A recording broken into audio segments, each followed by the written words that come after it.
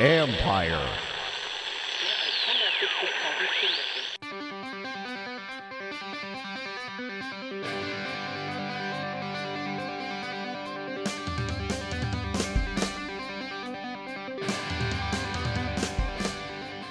We're going to talk blown leads, we're going to talk Alex Ovechkin, the assist machine, and joined by the voice of the Capitals radio announcer, John Walton. Hey, Karl. How's it going?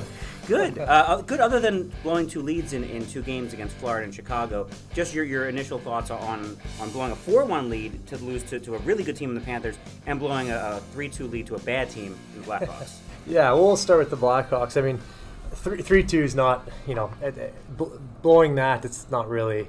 I wouldn't really consider it so much of a blown lead as I would, 4 goals or even up 2 goals with 5 minutes left, something like that. So it's not that bad, but I guess just the fact that it's Chicago and we've talked about the teams that you need to get points against because most other teams are also getting points against. And them. they got one. And you still get to overtime. Exactly, which is another thing in itself, the overtime and shootout stuff.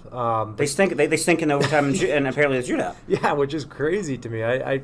You'd think with how many skilled players there are on this team and some speed that they'd be a little bit better, but it's just one of those things. It's a mental block, I guess, happening right now, so that's kind of gross. Yeah, did you play a lot of 3-on-3 shifts? I played a lot of 3-on-3 shifts with an average ice time of probably 5 seconds, which is a funny thing. It was so funny. It was usually either it was me, Carly, and then Kuzi or Backy or whatever. Right. And then if we won the face-off, then I would hop off the ice and Ovi would jump on. And if we lost, then I would play D. Stay on, yeah. Yeah, but we won a lot of those, so I would hop off the ice and Ovi would jump on. So yeah, I started a lot of 3-on-3s, but I didn't really like playing 3-on-3.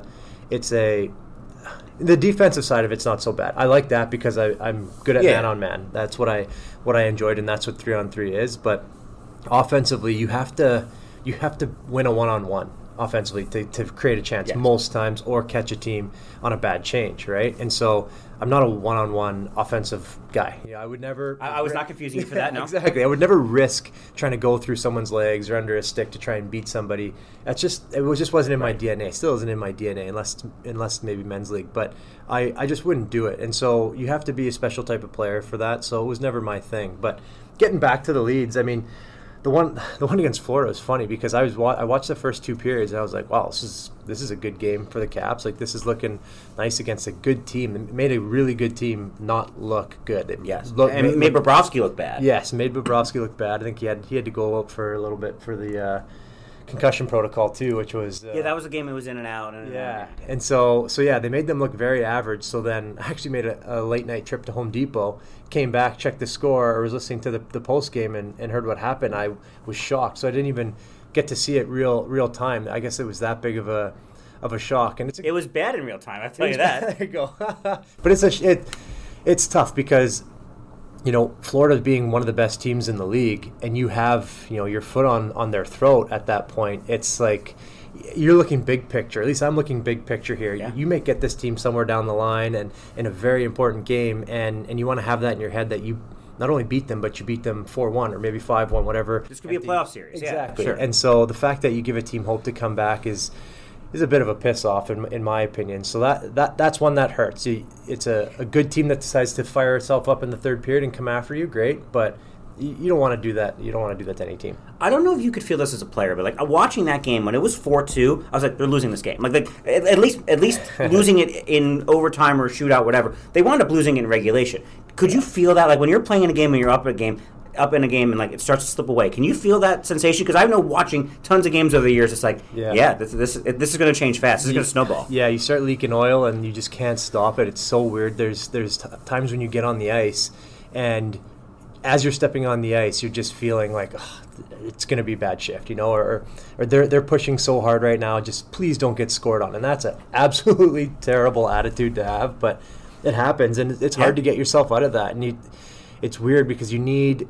It's tough because the other team doesn't really want to do anything besides push, but it's almost like the moments where you need someone to go out there and make a big hit or almost drop the gloves and try and get someone into something just to maybe just throw off the vibe of what's happening right there. But you don't have that many guys that are willing to go out and do that. And plus, the other team doesn't usually want to entertain you when you're doing that because they know they have a good thing going. But yeah, in Florida also, I mean, I hate to harp on Florida there, but it's kind of a tough place with you said this years ago. You said this years ago. I quoted you saying it, and you got in so much trouble, at least on Twitter, of like, well, what do you mean they can't get up for it? But that's a real human thing when there's not a whole lot of energy in a building like that. It is legit one of the things when you come out for warm up and the guys joke around. I said this at home. It's dressed like a seat night. There's so many open seats there, and it's tough because there are some really passionate fans in Florida. But this is just my opinion. I know other guys have it as well, but the rink it's not in a great location where they can draw, Sure. You look in DC here, the fans can come out and go out before the game, watch the game, and then go out after the game. It's a whole evening draw. Yeah. There's lots to do. It's just not like that in Florida, which is too bad because it's a fun place for us to go. I mean, as media and as players, it's fun to go out to Florida. You love having a little bit of sunshine and just a relaxed attitude. But it's not the ideal place to play if you want momentum. Yeah, and I think it's gotten better. Like the playoff crowds there looked good last year in the series against the Lightning, but regular season, it's hard. Look, honestly, in a pandemic, it's hard to get crowds in a lot of places right now, which is a thing. Even last night, I remember warm-ups and face-off, there's nobody here. Yeah. Eventually, the crowd kind of filled in, but traffic, tree lighting here, and all that kind of madness for a situation like that. Yeah, for sure. But so you were talking about momentum changing, and this happened in the Blackhawks game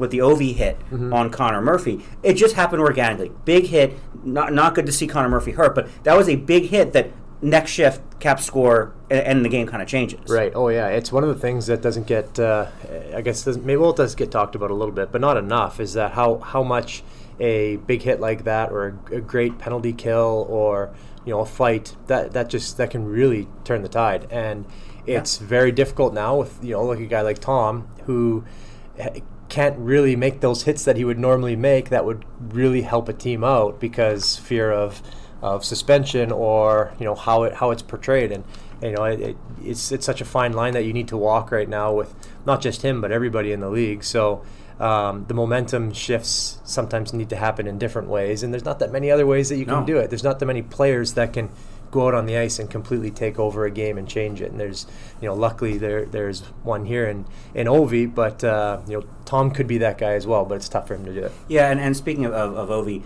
he's got 19 assists along with 19 goals. We know how he can score goals, but I've been telling people what impresses me the most about this is the goals he's manufacturing that he's not scoring. You've seen that happen, but how impressed are you to see him not be a Cy Young guy? This is not 19-7. This is 19-19. Yes, it is. Yeah, it's super impressive. He doesn't get enough credit for how good of a passer he is, and one of the things that plays to his advantage is because his shot is so lethal that guys will overplay the shot, and because he's such a good passer, he can make those plays.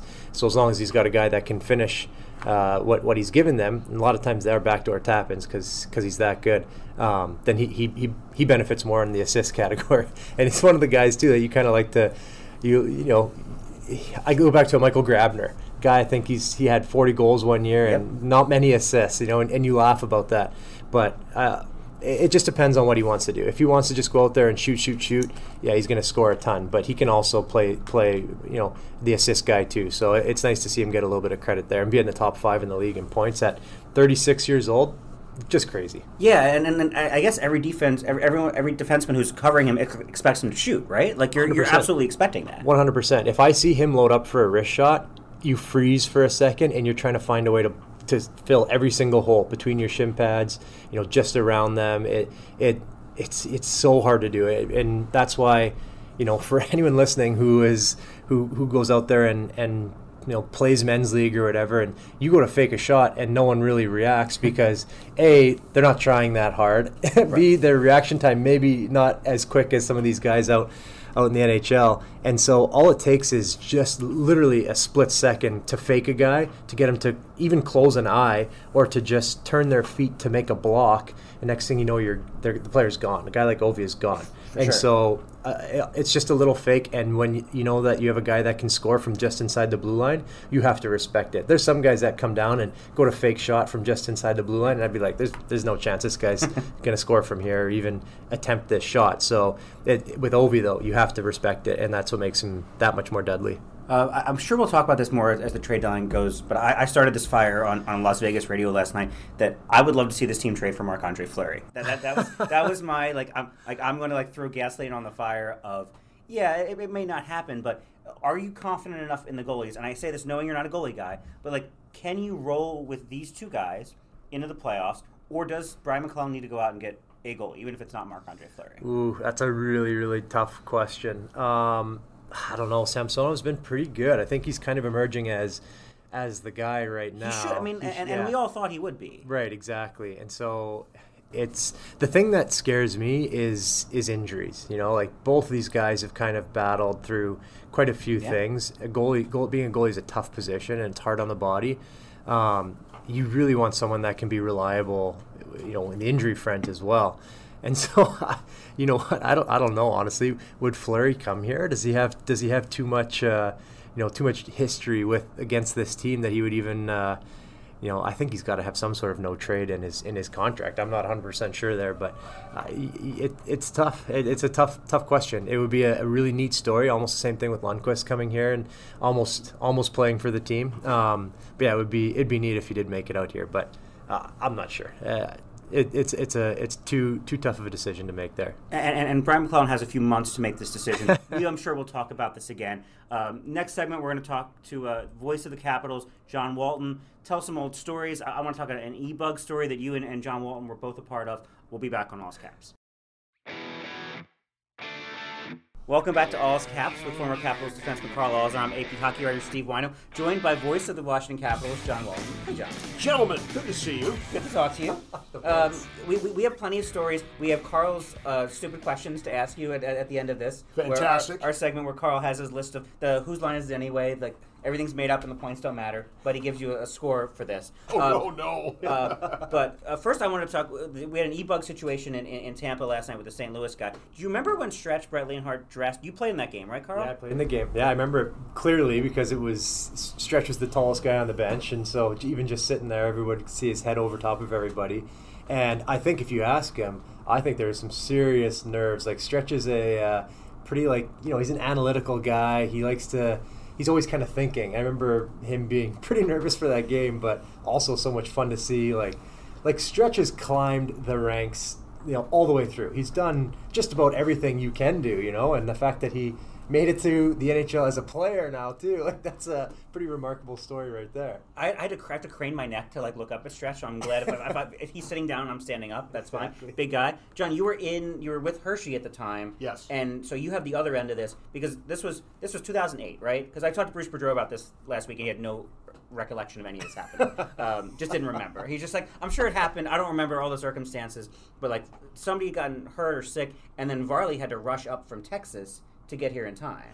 He did, and I remember Brent Johnson was involved because he wasn't 100%. I think he ended up, Karl, if I remember, playing in the game for the Caps that night, but there was some question whether or not even he could. So with Stretch, I think it was, both goalies may be in trouble here, but I think that probably heightened the nerves. But on the other side of it, so Semyon Varlamov is with the Bears. And we were in the middle of a Texas road trip, which was rare for Hershey anyway, and we were leaving San Antonio, Texas, to go to Houston. And as we are on our way, Bob Woods is the head coach, and he gets the call that Varley's going up. And his first call up, by the way, first time ever. He had not been called up at that point. And I remember Varley sat in the seat right across from me. I was near the front of the bus. Varley's a rookie. Rookies are up front. So he gets the call from Alex Ovechkin. Congratulations. Welcome to the show, whole thing. And he's so pumped up. And I remember listening. Bob Woods is talking with team ops with the Caps. And when it's the flight, hey, we're going to be in Houston. Okay, yeah, we're going to, the flight's in whenever. And I heard the flight time. And it was, wait a minute. He said, what, 1 o'clock? Okay. And he hangs up the phone. I said, Woody, what time is the flight?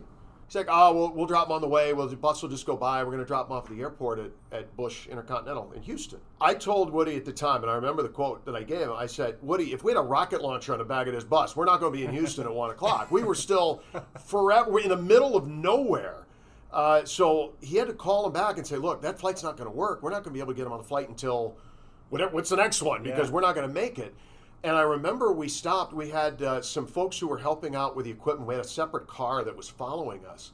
And we stopped at this filling station in Gonzales, Texas. And Gonzales, Texas is nothing but a filling station in tumbleweeds. There's nothing there. So the bus pulls off. Varley gets out. The gear gets out, gets in a separate car that we were fortunate to even have with us, because I don't know when he would have gotten to Washington. It wouldn't have been at first intermission. It probably wouldn't have been at all. And that's the last we saw of Varley. He's like, okay, Varley, see you later. He goes off in the car. And, well, the rest we'll find out. Yeah. And then we heard, as we get into Houston, Stretch is backing up. Wow, okay. It's amazing. That escalated quickly. Yeah, no kidding. And you know what? I have a funny thing that happened to me one time, too. Same thing when we had a day off, and I remember asking Bob, same thing. I'm like, hey, do you mind if my wife's family's in town, they're in Washington. Do you mind if I go and spend the day in D.C.? He says, yeah, absolutely. We've had a tough stretch. Go right ahead. And so I'm in D.C. and I'm in Georgetown, just shopping with them, hanging out, and I get a call from Doug Yinks. Says, hey, you got called up, so come grab your gear at the rink and then head over to Washington. And I'm like, I'm in Washington now, and I don't have my gear. And he says, okay, well, they want you there for game time, and it was 3 o'clock. And I'm like, well, it's impossible. I can't do it. So what should I do? He said, well, just head back here, grab your gear, we'll figure it out. So I'm battling Georgetown traffic, all the traffic, just to get back to Hershey. I get back to Hershey at 7 o'clock. So the game's already started. So I go and grab my gear. I'm hightailing it back. I'm about halfway, about maybe 45 minutes left to get here. And I get a call saying, hey, don't worry about it. Like, they don't need you. It's going to be fine.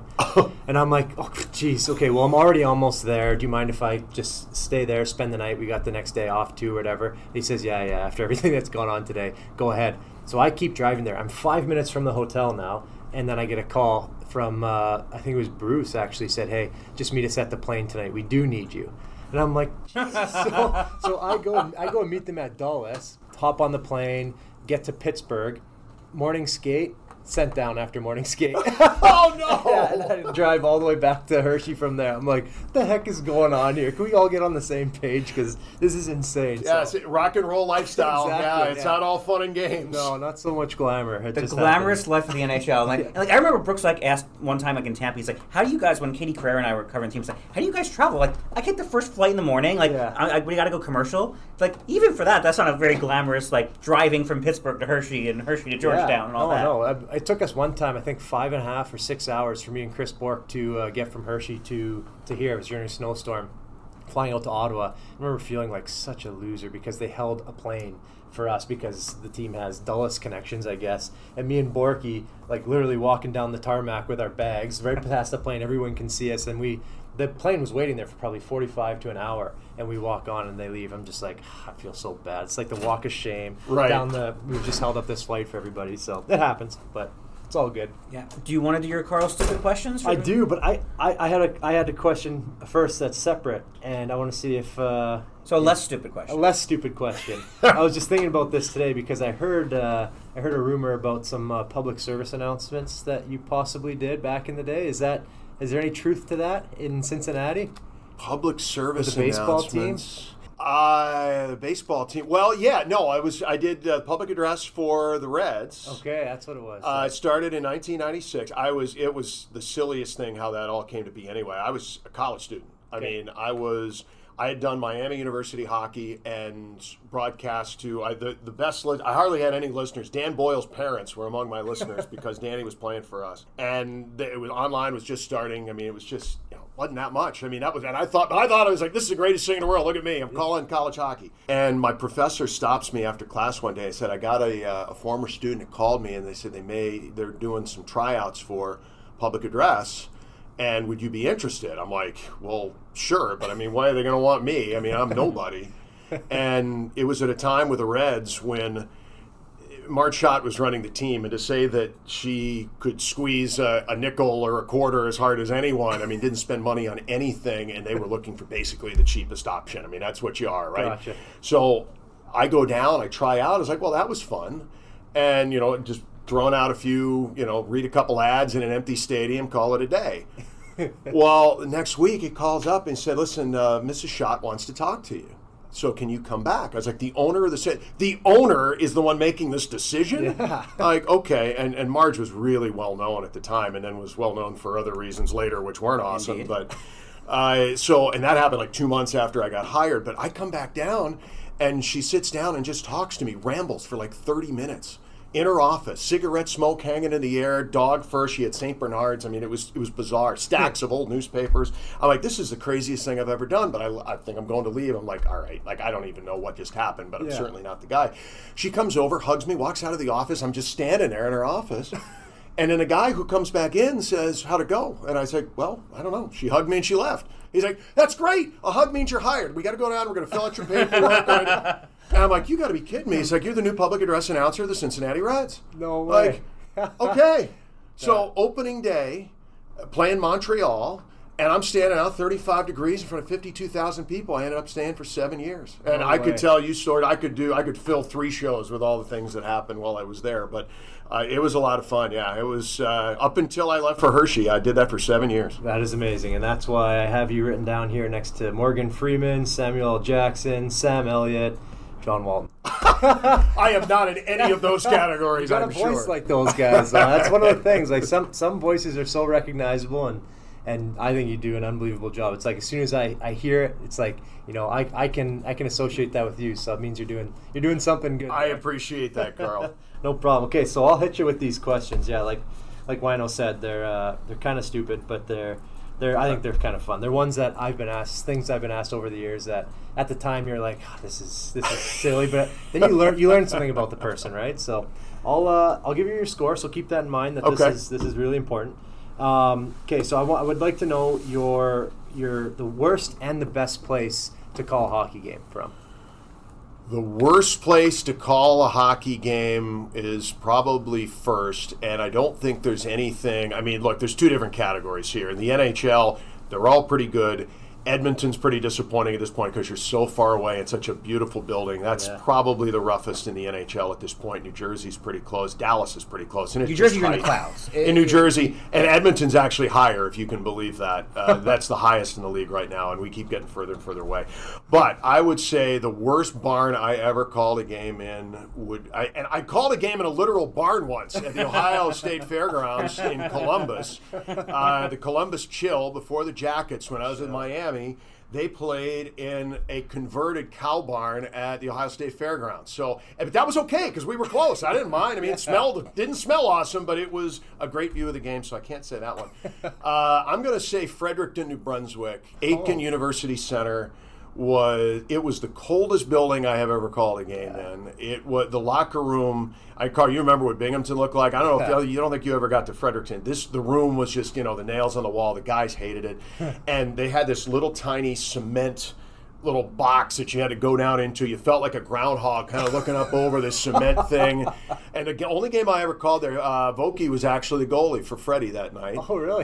Beat us at the end of a long, really, really crappy road trip, and I would say that's probably the worst. Syracuse was never a favorite of mine. I hated going to Syracuse, and you and I did that a lot. Yeah. The gondola there, you're always looking through these slats. You feel like you're in jail. But it's close. I mean, at least it was close enough to the action that, as long as you were kind of bobbing and weaving, you could kind of still see what was going on. But I'm going to go with Freddie by a nose over Syracuse. Okay, Freddie by a nose. And then your favorite? My favorite in the NHL is Bell Center, Montreal. Oh, yeah. I love it. Detroit is a close second. The new building is fantastic. Yeah. And there's a lot of good ones. Anything in Canada. I love doing games in Toronto. But if I had to say, numero uno, I'm going to say Bell Center. How many hot dogs do you have when you're there? At least 2. That's exactly what I was going to ask. At least 2. Savvy and I have actually, like, there have been times where he will actually, if he knows that I'm done with him as we're going to first intermission, he's got the headset off and he's 10 feet in front of me already, so I got to catch up because we got to get in the line for the hot dogs.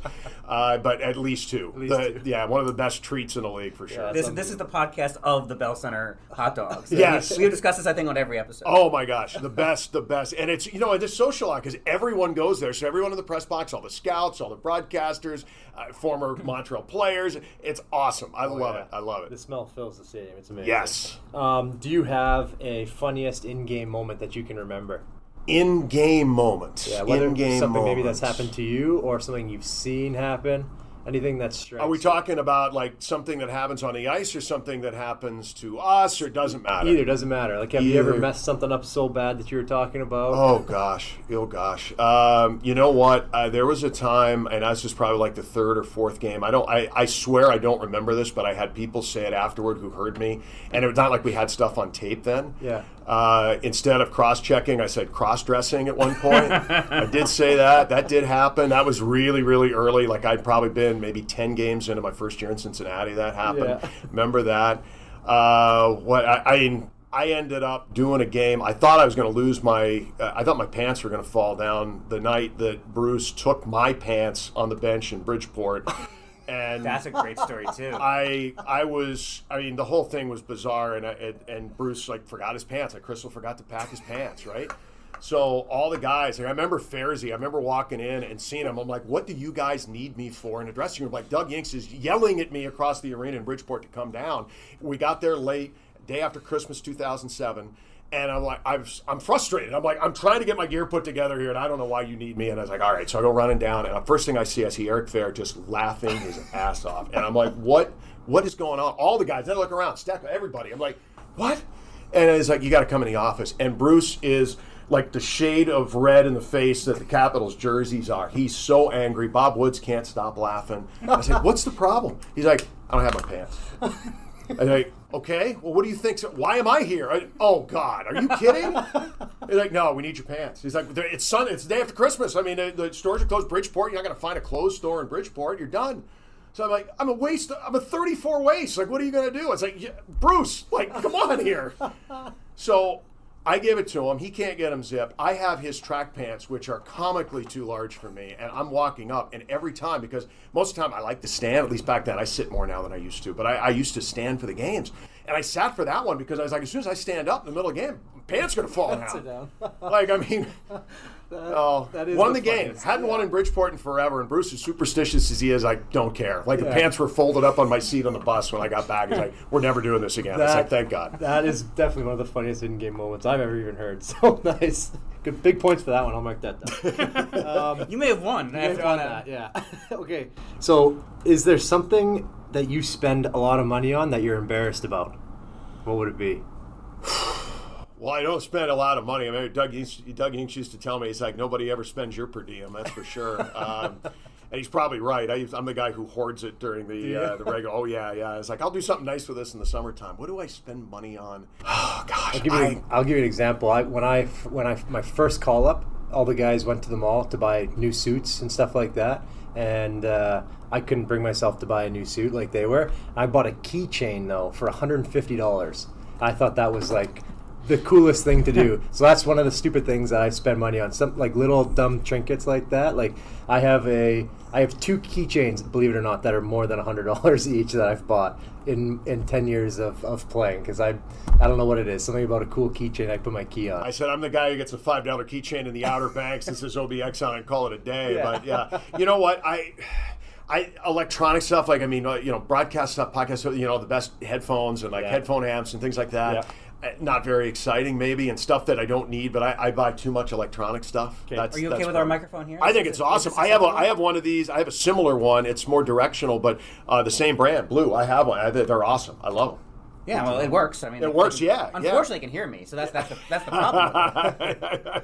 problem. Can we ask this one once before? But I really like this one because it's something that I'm interested on the plane too. Is right after a game, do you have a go-to drink when you get on the plane? Do you have something that you always have to have? Yeah, red wine for sure. Red wine guy? Yeah, and it's funny because, there was a couple of years ago, like Joe B brought some of his finer stuff along on board, which was a tremendous trip. It's like find a trip for the coaches and for us to be able to do that for us, because most of the time we actually call it jet fuel, because I think it's just whatever they happen to find that's of the cheaper nature. With Joe, it's hilarious because he's such a wine guy, but we always say, give me the glass of jet fuel, like we need it. Win, lose, whatever, we need that. Exactly. We need that. We need a wine episode with Joe. Yeah, we should. Yes, you do. Yeah. Yes, and you might need it. It might be a two-parter, by the way. Where we're actually drinking while we record too. Even better. Can we find someone to sponsor this too? That'd be great. We can try and find something. Do you have any pregame rituals? Something you have to do? Are you superstitious at all? You know what? The only thing I'm really superstitious about, and especially like in the playoffs or whatever, if I'll drive different ways to the game, wherever I'm at, and just if there's a way, it's like, hey, coming off a loss, he's like, I'll change it up, and even if I get, say I'm going to go the tunnel, or I say no, I'm going to go 395, or I'm going to go, like when I was living in Northern Virginia, like I'd either go like by the Pentagon, I'd come up 395, and if we lost, then I would come in Constitution the next time. Yeah. So I would do things like that, especially in the playoffs. Like if hey, just change it up, just to change something up. The rituals for me, I think, and for any broadcaster, are when we put together our notes. Like I've got to have everything like just the way I need it. I've got a page of stuff that I want to get to through the course of the game. I've got stuff on every player on both teams that I want to be able to pull it up. I mean, everything. If you think I'm pulling stuff off the top of my head, guess what? I'm not. Neither is Joe, neither is anybody else. I mean, we spend more time having it in front of us and know where to find it. Yeah. And so if I don't have that, if I'm in the booth, like if something, like I've got them on my iPad. I do them a little differently than Joe. A few years ago when I went to the Olympics, I was like, I'm never going to find a printer in South Korea, because I used to print them off. I was like, I tried the beginning of that season. Can I do this just off the iPad, just kind of flip back and forth? I was like, yeah, you know what, this works. Yeah. But for me to be able to change something on a game night, it took me a while. I was like, none of this feels right. And then after a while, it did. So it was okay. That's actually something I was interested in. Is how much prep, and I don't think people recognize that, how much prep goes into calling a game, because you gotta know so much about like all these little tidbits of information. Like if it's a slow game and there's not much action, I'm sure you got to be pulling from your notes and stuff that you've prepped ahead of time. So yeah, and 75% of it we never use. Yeah. I mean, I don't know going into the game, like if somebody hasn't scored a goal in a while, or if somebody doesn't have a point streak or something, it may not come into play. Yeah. But you got to be able to pull it, right? Yeah. So if a goalie does something he hasn't done in a long time, hasn't had a shutout in 3 years or something. It was like, I want to be able to have that at the end of the game, or I want to be able to, talk about somebody scores a goal and, hey, boy, that's big slump off their shoulders. This is good, and all that. So, and it sounds, I think, organic when we do it. But for Joe, like, I mean, he and I have a pretty similar program, because it's actually the same guy that kind of put together this computer program. And Joe turned me on to him a bunch of years ago, and it's awesome. Like the stats update, so we don't kind of takes away some of the, goals, assist points, all that. We're not doing all that anymore. Yeah. But I want to be able to say, Alex is, 48 goals in his career against the Florida Panthers or something. Yeah. And be able, so when he scores, you'd say, listen, I mean, just an unbelievable, I mean, that's a season, that's an MVP season against one team, essentially, exactly. Things like that. And Alex is the best, because you've got so many things to pick from. Like, I've got a file on Ovi stuff. Like, the hat tricks are my favorite, because I always have it at the ready. Like, he's got 28, and these are the teams he did it against. So when he did it against Florida, like, it was the third time he did it. He tied Ottawa for the most that he had, but I had to dig deep for that one. Like, I'm going back through. I mean, Raby's talking over there, and I'm going, I got it. I know it's in here. I didn't have it on my list, but I know I got it somewhere. So just keep the database and then try and find it. Yeah, and those are cool stats, I think, for people to hear, too, when you pull out something like that. So good on that. Good on you there. Okay, this is the last one. I saved the toughest one for the end, so sorry about that. And just a quick tally in my head, you're close to the top. So so it's a big one. This is a huge Game one. face. Yeah. Got it. Okay. What would you say is the ugliest vegetable? Ugliest vegetable? You know what? I mean, does a sweet potato count? Is that a vegetable or starch? I don't even know. It's kind of a starch, but okay, so I don't know that counts. But it is ugly. I'll agree with you there. Yeah, I just and Jen loves them, and I just say, and she'll make up. And she does them, like where she cuts them up and broils them, and they're awesome. But it's just, you look at them, it's just like, who picked this up the first time and said, I'm going to eat this? I love broccoli, but it's funny looking. Let's be honest. Yeah. I mean, just a little bit of but again, throw it in the oven, broil them. A little olive oil, salt, and pepper. We're good here. But aesthetically when it comes out of the oven. I don't know. Brussels sprouts too. Ooh, yes. Yeah. Okay. You know what? Brussels sprouts. I think if we're going to go on the podium here, Brussels sprouts 1, broccoli 2, and sweet potato 3. All right, that's good. I'll actually sweet potato. I think that's fine. Sweet potato should pass, and it is gross looking. Tastes good though. I feel like on Jeopardy, they go to the judges. We're going to allow that? Yeah, that's okay. All right. Carl allows it. Yeah. Carl I'm going to allow that. Yeah. Okay. So yeah, that's a tough. I think the story about Bruce really puts you up there. So after this, plus 2. Okay, 106 points. I'm going to give you, and that does put you in first place. Oh! You took over Steve Alexi. He's going to be pissed about that. Please send Steve-O my condolences. I will. That was great. Well, good answers. We learned a lot about you there, so appreciate that. Thank you. Awesome. John, thank you very much for being with us. Thanks for having me, fellas. Good to see you. And we will be back on All's Caps. Welcome back to All's Caps with former Capitals defenseman Karl Alsner. I'm AP hockey writer Steve Wino. Capitals coming up. This is middle of the longest homestand of the season against the Ducks, against the Penguins. We had our friend Steve Alexi on. Eventually we'll get our old buddy Kevin Shattenkirk on. But what do you remember from it feels like 8 seconds playing with Kevin Shattenkirk after he got traded here? He was one of the guys that we picked up that I was just so fired up for. I'm like, because we were trying to put the pieces together to make a long run and you'll be the team.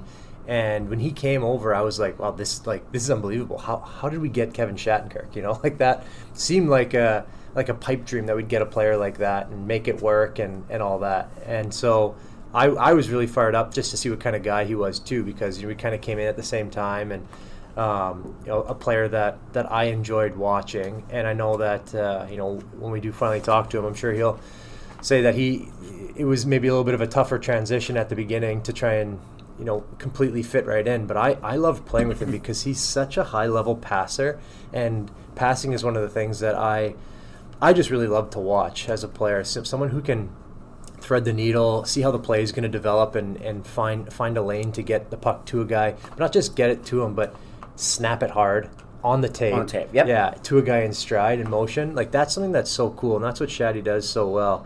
And another thing that I thought was pretty funny that I never really realized, I guess, and maybe when we do have him on, we'll get to hear it. But when I played with Max Pacioretty, he said that he'd be on the plane and he would he'd hear me talk, and he'd turn around and always think it was Shaddy talking, because apparently we sound the same. I don't. It's not one of those things that you pick up on your own voice, but it would be fun to have a little back and forth there. But yeah, I mean, nicknames Deuces or Shaddy. Just a great all-around human. Yeah, I knew he was a good dude coming. I knew friends of his when he came here. It just didn't work. Yeah. And there was the 7 defenseman thing where the 7 of you guys dressed, and it just turned out to be just a bad fit. Yeah. And then he goes and wins a Stanley Cup ring with Tampa Bay, and you're like, this is the player the Capitals thought they were getting. Yeah, exactly. And that's that is just the way it works sometimes. Sometimes you don't fit in to the on-ice picture, and it's not that he didn't fit into the on-ice picture, but we just had, we didn't have the right combos going at that point. Right, and Barry wanted him as a third pair defenseman, and he was used to playing up the lineup. Exactly, and that's a hard thing when you don't understand it. If you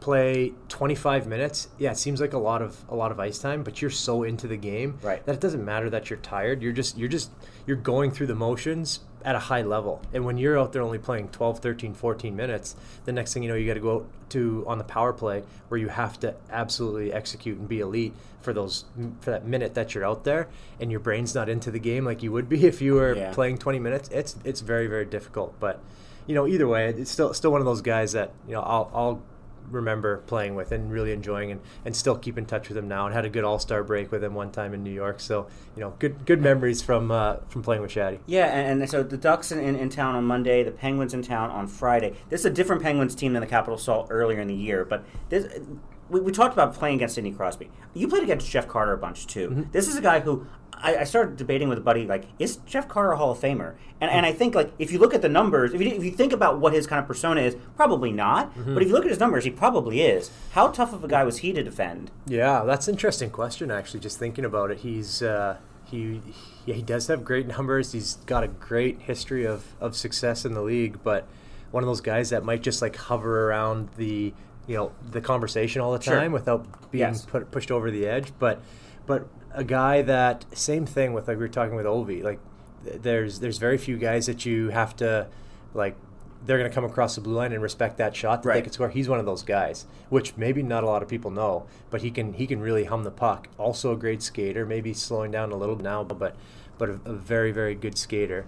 And I personally think, maybe because he was around my era, a few years older than me, but he's a guy that I really look to as kind of being like that elite guy coming into the league and always kind of following their career and seeing the success that they had, wishing for success like that. Also, it was him and Richie when Mike Richards was here too. Those two guys are kind of synonymous with each other, and I always think of them together. Sure. They're a pair to me. So yeah, I mean, I enjoy him as a player, and the fact that he's still able to do what he's doing is pretty cool. 98th on the career goal scoring list. Like that was one of those, like when I heard he was moving to the top 100, I'm like, I did not realize that. Yeah, exactly. Almost as many goals as Patrick Kane. Yeah, look at the guys around him: Patrick Kane, Ray Bork, Patrick Roger Elliott. Bear. Like what are we doing? Yeah, exactly. Yeah, so I guess you got to look at that and just see, how many of those guys have made it, and what would be the difference between him and them. Yeah, Tony Amonte's not in. Some of those guys aren't. Like Vincent LeCavalier is like a kind of a borderline Hall of Famer. So he'll be in the conversation, but something will have to click with whoever's voting him in. Like why does he get it and that guy didn't get it? But he's got a lot of success, a lot of championships and stuff like that. So maybe that is, and depending on the year that he's in the conversation, who else would be around him, whether or not he gets in. This is one of those debates, like we always debate from this era of team, who's going to get their number retired. Yeah, here. exactly. And I always think it's certainly going to be Alex and Nick. Yeah. Probably John Carlson. Yeah. Maybe Braden Holtby. Who gets their number? Because that's a hard one. That is extremely hard, and if you think about it, so yeah, three guys that let's say four with Holtz. Maybe TJ Oshie. I don't know if he's going to been here long enough though. That's the thing. He got here in 2015. Yeah. Right. Yeah. And he signed for 3 more years. Yeah. I mean, that's tough. That's why having your number retired is so cool, because it is the epitome. Yes. Like you cannot get any higher than that with a team. And so I always think it'd be neat. I think Vancouver does it, where they have a ring of honor, the Washington football team does a similar thing. Yeah, exactly. Because there's a lot of guys that definitely should and could be honored as being a huge part of the organization, but not necessarily retire the number. And that I'd say there's easily, just in the last 15 years, probably 5 guys that can fall into that category. But yeah, you're gonna have an 8 retired, a 19 retired.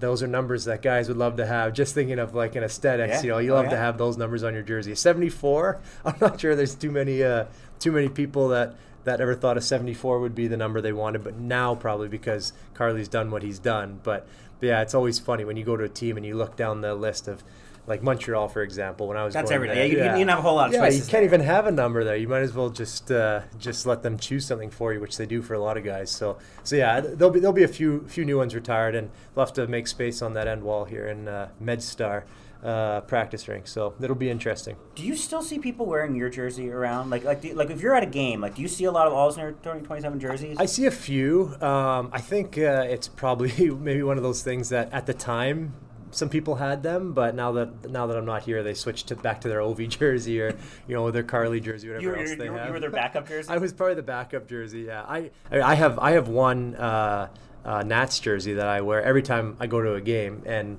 I don't see too many of them around, but it's probably that thing. You change with the times, and so there's some that'll be an Ovi that you'll always see, but yeah, there's a lot of guys that you just kind of change over. Is it a customized Nats jersey for you? So it's actually it was Drew Storen. So we were part of the same agency, and we got together and traded some gear and stuff like that. And he wasn't playing the one year; he was hurt. And so I went to the game, saw him, and he just came out of the room with his jersey and just gave it to me. He says, "I'm not using it this year, so you can have it." And I started laughing because that would never happen in an NHL dressing room. You can't give your jerseys away. The only time you ever see these things is during the game. It's there and then it's gone, and you never see it again. It's not something we have access to, really. Right. And you cannot give a jersey away. So I said, I asked him, are you allowed to be doing this right now? He's like, oh yeah, we can do whatever we want. We get like 10 of these a year, or however many a year. Wow, okay. And I'm like, that's not the way it works for us. So I thought it was kind of cool. No, and it's such a thing in the NFL, like the jersey swap deal is like, I remember Trent Williams when he played here, he would have like all these like other like colors in his locker, like of all these other jerseys, and you can't do that. You can't do that. I think that would be so sweet. You see it in soccer too all the time, right? Guys yes. switch. I think that would be amazing. Like I would have loved to have me being a defensive defenseman, I would have loved to have gone over to the Rangers and traded with Mark Stahl, something like that, and just another guy who plays a similar style as me that I respect, and just switch jerseys after a game or after a playoff series or something like that. Like that would be super. Yeah. That'd be really cool. But there's deals that teams have with memorabilia deals where they have all game-worn jerseys are getting sold somewhere. Yeah, so it would be nice if there's a few more. Maybe that's something to think about at some point, where teams have a deal with the players. Because you get your jersey usually at the end of the season. And you get one home, one road? Or you get just... I think it's usually just the last game. Whatever the last game is, you get. But you give those away to friends, family, agent, whatever it is. But yeah, it would be nice to trade jerseys with teams. That was the funny story that sometimes the teams do like the jerseys off their back. Like the Capitals would do that when... this is an e-bug story. I'm talking about e-bugs. That Carter Hutton dressed for one game in 2010, and it was the jerseys off your back night. And no one knew who Carter Hutton was at the time. And he's like, some poor schmuck's going to get my jersey, and someone's getting Chris Pronger. And so the season ticket holder sent the jersey back, and it's hanging in his dad's house now. Oh, really? The jersey from his first NHL game that he dressed in, and now obviously Carter Hutton's gone on to have a 10-year pro career, and it's just a cool story that he actually got his first jersey. That is very cool. That's something that would be sweet for every player to be able to have that first jersey, and not that many guys are that lucky. So I didn't get my first ever regular season jersey, but I got my first ever professional hockey jersey. It was an exhibition game against Carolina, and a lady bought it, and then I think at an auction or something, one of the websites online. And right before I was leaving, she reached out and just said, "Hey, I have that jersey if you want it. That's cool. Yeah, whatever I paid for it is all I'd want." And so I paid her for that jersey. So I have that. It would be nice though if I could have my first ever regular season jersey, because that's kind of the one you think of. But either way, yeah, it's kind of a neat thing to have on your wall or give to your parents or whatever it is. So one day we'll maybe track it down. Ovi has a stick collection. Do you have a collection of anything? Yeah, I have a stick collection too. Yeah, so me and Ovi would always kind of go back and forth about it. Going back to McDavid's first year. So that's been 2015. Yeah, the top, probably from what I understand, the top 3 hardest sticks to get in my era. Yeah. And I remember trying really hard. I reached out to Matt Hendricks because he was there. He said same thing. They're not giving any of his sticks away. You can't do it. The team is regulating all that. Tried to go through the trainers, this and that. And I was always talking to Ovi about it. I'm like, man, there's no way we're gonna get, because we try and get rookie sticks, right? Especially of the players that are going to be pretty good. And so we worked really hard at it. And then he was telling me the one day that he thinks he's got a way to get it. And then sure enough, a few weeks later, he showed it to me. He was laughing at me. He's like, look what I found. And he went through, I think he went through the GM. I think he went through Mac here. And Mac called their GM, and that was the only way to get it. So I was pissed about that. But anyways, yeah, I do collect sticks. Got a couple that I'm really, really proud of. Defensemen that I idolized growing up. So yeah, it's not as impressive as his. I'd say I got probably 85 sticks. Wow. What's your best one? Well, I really like Nick Lidstrom, Scott Niedermayer. Those are kind of two that I really, really loved to watch. And I always said, Scott Niedermayer was my favorite defenseman to watch, and Nick Lidstrom was my favorite defenseman to try and model my game after. I think most defensemen, at least in my age range, would say that as well. And so I got those two, and then Yager was really hard to get, and Joe Thornton really hard to get, but have both of those. So I think those are probably my top ones that I have, top 4. And then my oldest one is a John LeClair. Actually, I got when I was 11 or 12 years old. I was actually at a Canucks game, and there was one broken stick in there, and the trainer decided to come by and give it to me because I was sitting right by their bench. So yeah, it was a pretty cool story. But I got a ways to go. There's actually one of the things that bugged me is when I left here, there was some guys I just never thought about getting their sticks. I just figured I would get them at one point, but the next thing you know, the summer's here and all the guys are gone, so their sticks aren't there anymore. And it's like, oh shoot, I should have got some of these. It was a mistake, but I'll have to ask them now. And same thing in Montreal too. The season ended in March, abruptly, so didn't have a chance to ask guys for sticks that I normally would have got at the end of the season. So we'll work on it. Yeah. The whole season, that whole thing ended abruptly. But like for you, you're just like, well, now what? Now what? I'm just gonna go home and start my summer. I guess it was weird. I'm actually me and Weber got Pelotons like a few weeks after because we couldn't train. We were still in Montreal. We were some of the only guys that were still there, and we got Pelotons instead of started having bike battles, and it was probably some of the best shape I've ever been in. Actually, that thing is so addicting, but that was it was a weird time. I've got one Montreal question because it just came up that it sounds like Patrick Waugh is a leading candidate to be the GM for the Canadiens. As someone who played in Montreal, how wild of a scene would it be if Patrick Waugh is the GM of the Montreal Canadiens? Extremely wild. I asked this we had I think it was a season ticket holder dinner or something like that, and I asked everyone around the table of like who is the top Montreal Canadian. Like if we were in the building right now and Guy Lafleur was here, Patrick Waugh was here, Carey is here. I mean, who is the person that would draw all the eyes? And it was pretty much every single person said Patrick Waugh. And I think the reason is because he's not around as much as like a Guy Lafleur is always kind of around the rink and would meet a lot of fans and stuff. But Patrick was kind of and a bit of an enigma, and he wasn't showing his face so much. So I think that him being that guy would be unbelievable for that whole province. They would love that, but I don't really know that it would work. Like I was just listening to the radio on the way here, and the guy made a good point. It's like it didn't work out in Colorado when Joe Sakic was there, and they're supposed to be really good buddies. He also just quit abruptly. Yeah, exactly. As coach in Colorado. Yeah. So how's it going to work in Montreal with everything that goes on? Even just away from the rink. I don't know. I'd be shocked if it happened, but it would definitely be a neat story. I mean, who do you think?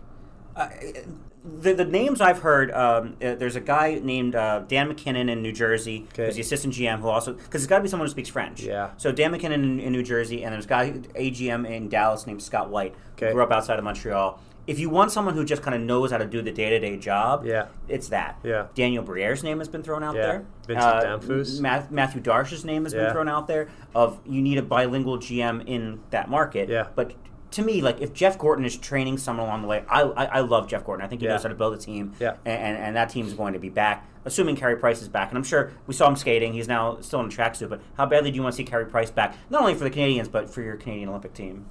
Yeah, I know. Actually, my wife Mandy, she asked me this yesterday. She's like, "Are there any?" Happy birthday to Mandy, by the way. Yes, yeah, thank you. It was a big day. She was the first time I've ever pulled off a surprise party that actually worked. So she was surprised. She was completely surprised. She didn't have any idea. I told her we were going to go bowling, just me and her, and I know she was thinking, just me and you on my birthday? Like, where's everybody else? And we ended up having, I think, 18 people show up. So it was a good surprise. So I pat myself on the back for that. But I mean, I want to see Pricey back just as bad as everybody else does. But that being said, I would rather see him 100% healthy, mentally and physically. That's I don't care if he misses the entire year, doesn't play in the Olympics. That's not important. So I'm hoping that hockey is one of the roads to health and happiness. So that's what I'm hoping. But I don't see the construction of this Montreal Canadiens team for whoever has to do it all. It's going to be difficult for them, and especially if you don't get Carey back this year. It's because Shea's not playing anymore. He's not playing anymore. It's not official that he's retired, but that guy's body has taken some serious punishment over the years. So yeah, you kind of have to. There's still a lot of really good young guys there, young players, but I don't know. It's not a complete tear down rebuild, I don't think, but I'm pretty sure the fans in Montreal would like to hear that happen. I know we're going on a tangent here, but obviously bittersweet for you to see this team win the Stanley Cup after you leave. How badly did you not want the Canadians to win last year after the buyout, after all of that, and they make this ridiculous run at the final where you're like, how is this happening? Yeah, so that was tough. That one was really, really hard because there a lot of guys on that team that I really, really like, and same thing as here, wanted to see them have success and win, but there's a couple people in the organization, I won't say specifically, but I'm sure everyone could guess, that I did not want to see have success. And I didn't have that here. There was no one here that I didn't want to have success. No, that's fair. But there were people there that I didn't want to see them win. And that's, kind of a crappy thing to say, but it's the truth. And so I was more on the a little bit more split there, between wanting Tampa to win and wanting Montreal to win. So that was an interesting one. I think it would have been fun to, if they did win, because I was living in the same city as a few of them, to see some cup parties and stuff like that and actually be a part of that celebration. But yeah, it was. I was a little bit more bitter. Well, these guys just have to win again, so you could be around all the cup parties. Absolutely, here. Which it's definitely possible the way things are going right now. There's for sure a chance, so we'll see. Yeah, and they may need to get a goaltender, as we discussed. We'll see. Thanks, everybody, for listening. And for Karl Alsner, I'm Steve Weiner. We'll talk to you next week on All's Caps.